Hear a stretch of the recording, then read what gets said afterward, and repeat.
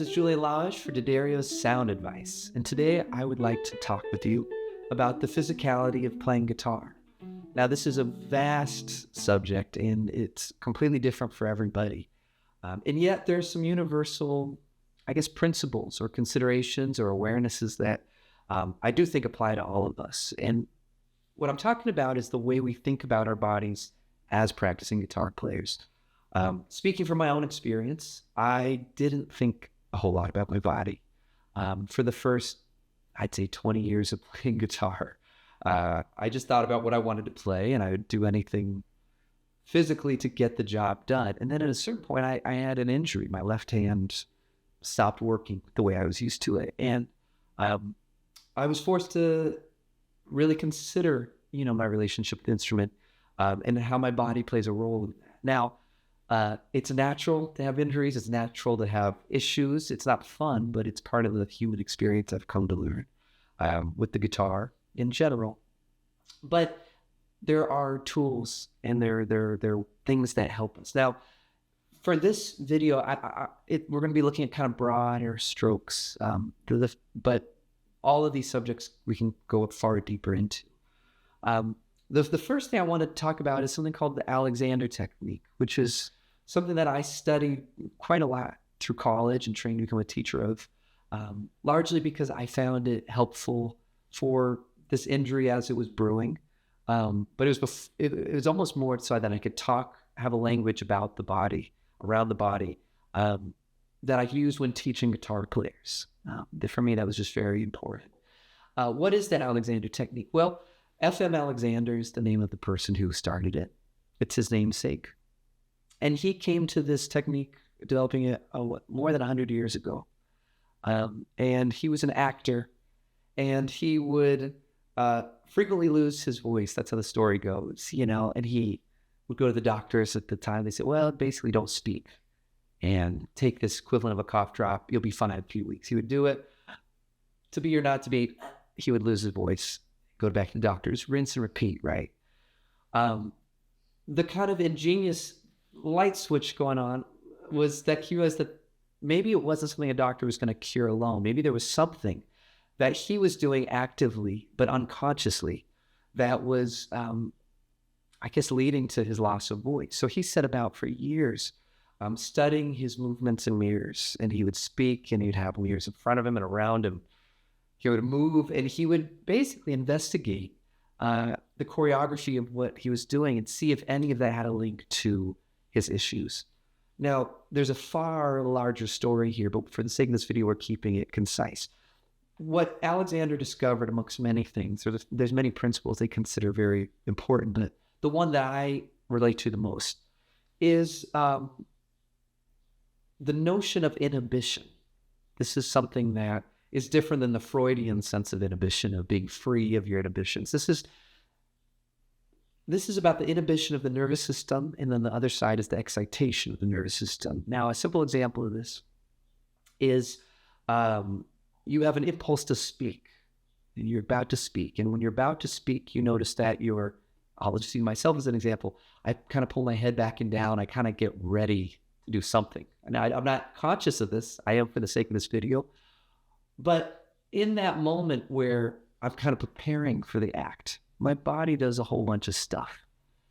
Now, in that moment, what Alexander discovered is that we as humans have the possibility to inhibit a stereotypical response to speaking. In other words, just because I start to speak like this doesn't mean I have to stay that way, especially if moving that way causes me problems. So in the moment that you have the stimulus, okay, I'm about to speak, Alexander technique practitioners will talk about inhibiting or pausing. And in that moment, the spine, the system, it kind of reorganizes. In other words, it kind of lets go for a second. Once you've inhibited that response, you can proceed to speak. You can speak a different way. You can do nothing. But you have these options available to you, and you have some agency. You know what I mean? So for me, the Alexander technique really inspired me because that notion that your conscious inhibition of a stereotypical response could lead to a healthier and more vivid and free way of moving to me, there's a direct correlation to the instrument in improvisation specifically. Okay, I always get kind of fatigued when I play this way. What if I pause at the moment I'm about to engage in something? I remember I used to do this exercise all the time where I count off something really fast in the practice room, 1, 2. And I just kind of sit there and I would feel my body shrivel up like a raisin. I would be I haven't played a note. And yet I was becoming consciously aware of all of the things that precede the act of playing.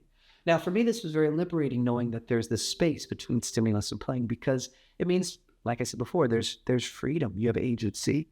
And 2, I think on a creative level, it made me realize that I often don't know what I want to play. And maybe I need a minute to think about it.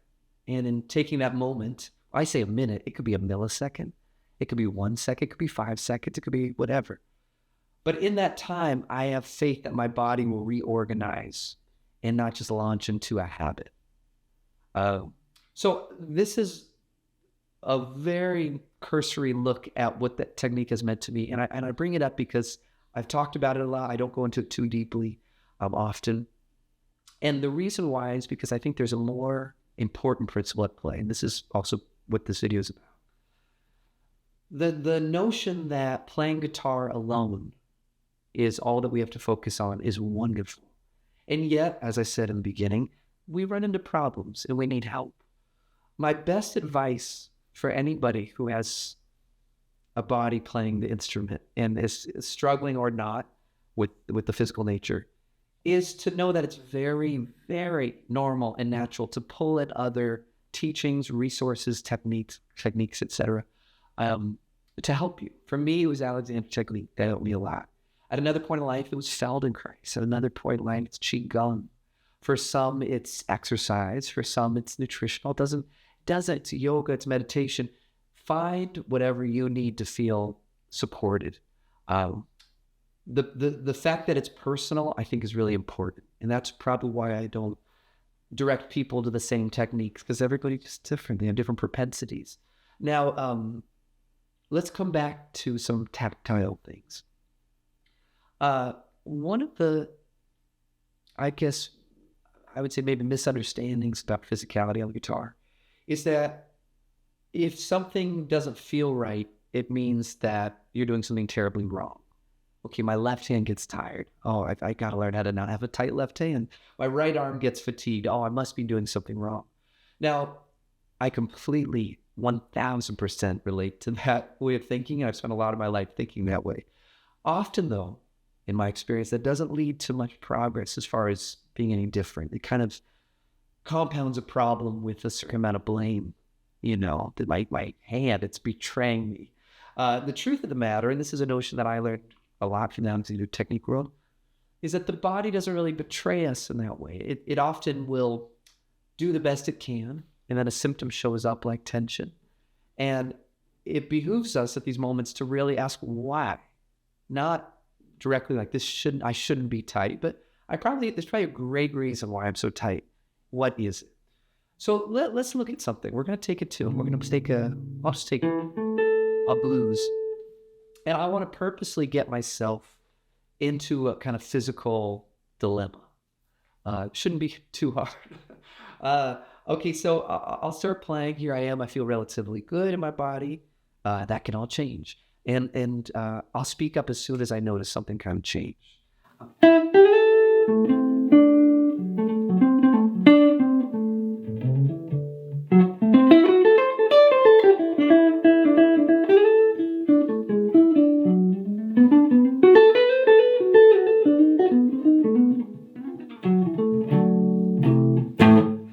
So that's a good example of it. What happened, I started playing. And then I kind of went for something that I'm sure you saw my body somewhat contort and try to catch. And that's, let's just be clear, that's fine. That's the body can do that. We can, it's not about being a perfect, upright, postured anything. Frankly, that's very dangerous to kind of be aligned with that as a full-time thing. But where I found myself getting into trouble was that after this line, I don't know what it was, something squiggly like that. After that line came to a conclusion musically, I still was kind of struggling to play simpler stuff. Simpler is relative to all, as I know, but it was almost like I got myself wound up and then I couldn't unwind. So this underlines a really common thing, which is that often we use tension that's necessary for an event, musical event, and then we don't release it when we are no longer playing that event. And so we're kind of carrying around old news, old tension. Now, that's fine, but when you amortize it over a song, over a set, over a week, over a month, over a year, over a life, you're holding on to a lot of stuff. So the question then becomes not, how can I play that without getting tense? It's saying, when I get tense, what tools do I have to, I guess, release it or return to a sense of buoyancy or poise, or however you like to think about that. So we're going to use just a very simple technique, which is when I sense that I'm tying the knot tighter and tighter and tighter, I'm going to stop. Now, just to be extra clear, the music doesn't stop just because we leave a pause. That's the golden rule of music, right? Space is the place.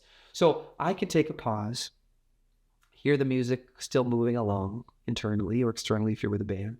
And in that time, what am I doing? I'm kind of inhibiting, like we talked about earlier, that stereotypical thing of I just got to keep playing. I'm totally protesting that. And in protesting, my body says, I guess he's done. And it kind of renews.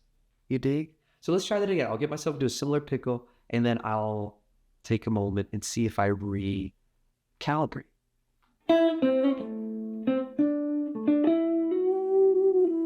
There's one.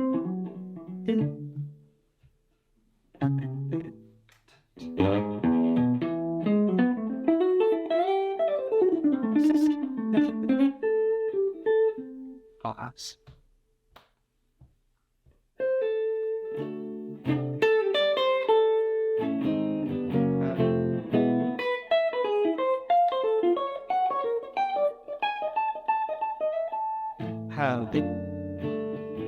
And so on and so forth. So I'm not sure if this comes across, but at least my experience of it is that those moments of tension, great news, right? Because they're like little alarms. Oh, I can't do this much longer. Let me chill. Oh, that actually reminds me of this. So I can't really do that much longer. I went chill. There's often, I think, especially in improvisation, a notion that you have to sustain one physical direction. If I'm playing hard, I got to keep playing hard. And if I drop out, it's the bottom's going to drop out. Very frequently, that's not what actually happens, right? You drop out, something new occurs, and there's a logic that will always hold it together, but you don't need to put your body on the line to sustain something, especially when it's detrimental to yourself. So this just gives you a little peek into what I mean by the physicality in the instrument. It has a lot to do with noticing and investigating your behavior and celebrating symptoms. That's kind of part of it. Now, I want to discuss one other thing about this physicality. This is kind of my favorite topic with this, and it's got a couple prongs to it. At the core, we're talking about sound. We're talking about music, and these are invisible phenomenons, right? It's like light. We can't see it, we can't touch it, and yet it moves through us and it affects the whole world. Often, when I've seen this in myself, and I've seen it in other players, when there's physical dilemmas, there's kind of a divorcing of oneself from the act of making sound. You're a body with issues, and you got to rectify it. But at the end of the day, we're just trying to respond to the music and the sound, and I know that can seem rather ephemeral and out of reach, but it's actually really critical. What do I mean by that? I remember many times in my life where I would be playing a gig or in a rehearsal or practicing where I couldn't hear myself very well. My amp was pointing the wrong direction. It was turned down too low. Other people were louder than I was, whatever the reason. These moments often resulted in a lot of physical strife because the reason I'm there, the reason I'm playing guitar, is because of the sound, and because I haven't prioritized hearing myself. I'm now digging in harder, getting tighter, and I'm doing all this stuff to compensate. You understand? It took me many years before I realized that sometimes the difference between being tight and fatigued at a gig or not is the difference of tilting the amp towards me so I can hear myself, and I'm not fighting it. or not. And I think another prong to that, as I referred to before, there's two parts. There's also the setup component on a guitar. So often our instruments are set up in a way that maybe we don't consider. Maybe it's hard, but we kind of like it hard because it means we're getting stronger. But then our hands start to blow out. In my experience, we have to consider the feel of the instrument and prioritize it to the best of your ability. It's not saying it always has to feel like a Cadillac, but if something is actively hurting you, if every day you go, that's just a little too high, or oh, it buzzes here, or that stuff will affect your hearing. It'll affect how you metabolize the music, and it'll show up in your body as some sort of resistance, tension, or other symptom you dig. So I encourage you and I advise you to start with the sound. Make sure you're comfortable, do the best you can. If you can get it 10% better, that's worth it.